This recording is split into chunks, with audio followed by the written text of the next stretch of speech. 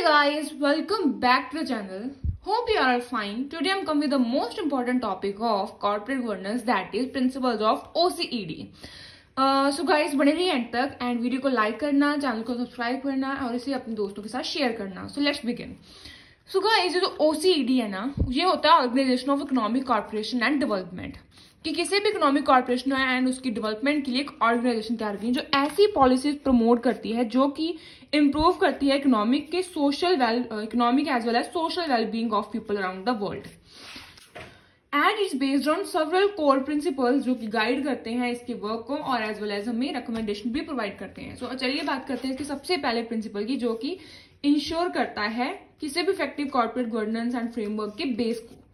जो corporate governance framework है ना, उसे ट्रांसपेरेंसी और इफेक्टिव मार्केट सिस्टम को प्रमोट करना चाहिए और ये कंसिस्टेंट होना चाहिए रूल्स ऑफ लॉ को, यानी कि लॉ के जो जितने भी रूल्स और रेगुलेशन है उसे फॉलो करते रहना चाहिए रेगुलर बेसिस पर और क्लियरली डिफाइंड. और ये एज वेल एज इसे क्लियरली डिफाइन करने चाहिए कि managers, board as well as share holders के क्या रोल है और उसके क्या राइट्स है. And the next principle is shareholders and की ऑनरशिप फंक्शन के राइट्स.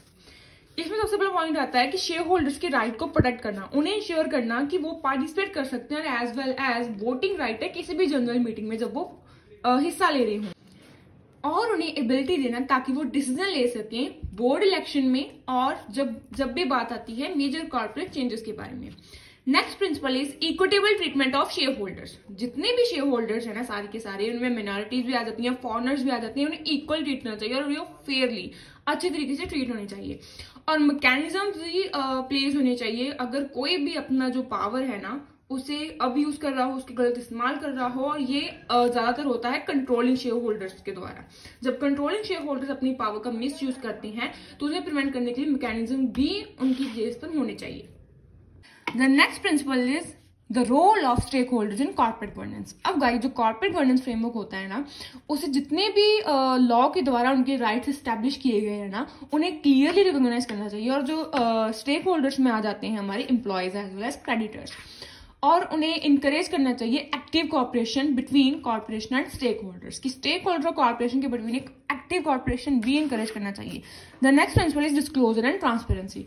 जो कंपनी है ना, उसे एक्यूरेट, टाइमली और ओकेशनल एबल बेसिस पर इंफॉर्मेशन प्रोवाइड करनी चाहिए, टाइम टू टाइम बेसिस पर ऑन ऑल मटेरियल मैटर्स. अब जो इन्फॉर्मेशन है ना वो इंपॉर्टेंट होना चाहिए, इमटेरियल नहीं मटेरियल फैक्ट्स पर बेस्ड होनी चाहिए.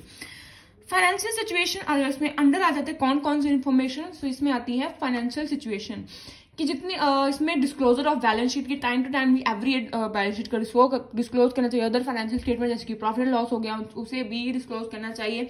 परफॉर्मेंस, कंपनी की परफॉर्मेंस कहती है कि time of flow of chart बनाने चाहिए परफॉर्मेंस को लेकर, परफॉर्मेंस फ्लो ऑफ चार्ट, और जितने भी रेफरेंस वेरिएंसेस आते हैं ना वो परफॉर्मेंस में उसे भी डिस्क्लोज करना चाहिए. एज वेल एज ऑनरशिप की, जैसे म्यूचुअल ट्रांसपेरेंट रिलेशनशिप होना चाहिए ऑनर्स के बीच में, शेयर होल्डर्स के बीच में, और ऑनरशिप का भी डिस्क्लोजर होना चाहिए.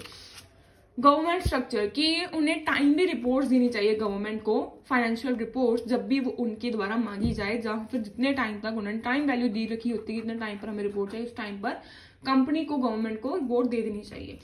The last but not least principle is the responsibility of the board. अब बोर्ड की क्या रिस्पॉन्सिबिलिटी है? बोर्ड को स्ट्रेटेजिक गाइडलाइंस इंश्योर करनी चाहिए, मैनेजमेंट को मॉनिटर करना चाहिए और अकाउंटेबल होने चाहिए कंपनी एंड शेयर होल्डर्स के लिए, और जितने भी उनकी एक्टिविटीज आती हैं वो ड्यू केयर के साथ होनी चाहिए. So guys, this is the most important topic we have discuss, that is principles of organization of economic corporation and development, जो कि 1991 में आया था.